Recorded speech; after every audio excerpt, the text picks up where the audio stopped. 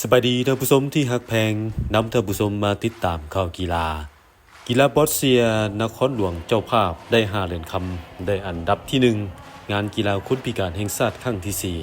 4กีฬาบอสเซียในงานนครหลวงเวียงจันทร์พาราเกมครั้งนี้ทำการแข่งขัน3วันคือวันที่15หาวันที่17ธันวาคม2025ที่เดินในห่มบูยองวิทยาเขตดงโด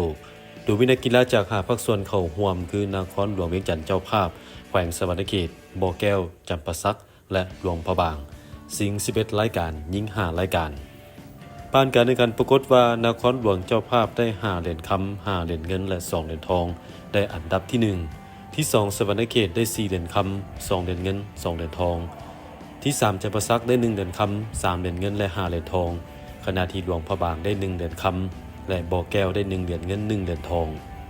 หลังจากสำเร็จการแข่งขันได้มีพิธีมอบรับเหรียญรางวัลอย่างเป็นทางการ